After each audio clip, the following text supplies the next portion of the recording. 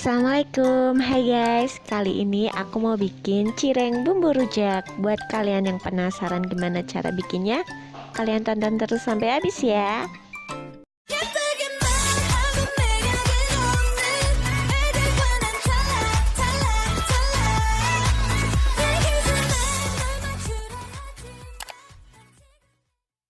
Oke guys, jadi pertama kita bikin sambal rujaknya dulu ya. Ini dia bahan-bahannya, kalian catat.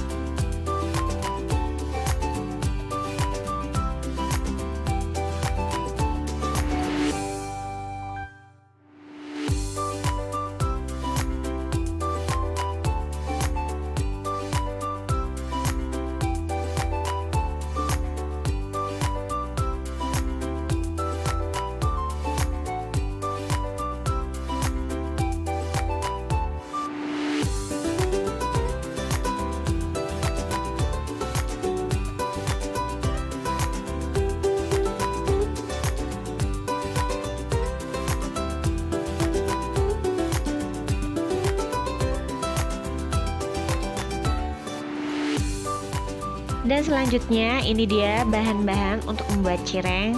Dan jangan lupa kalian catat.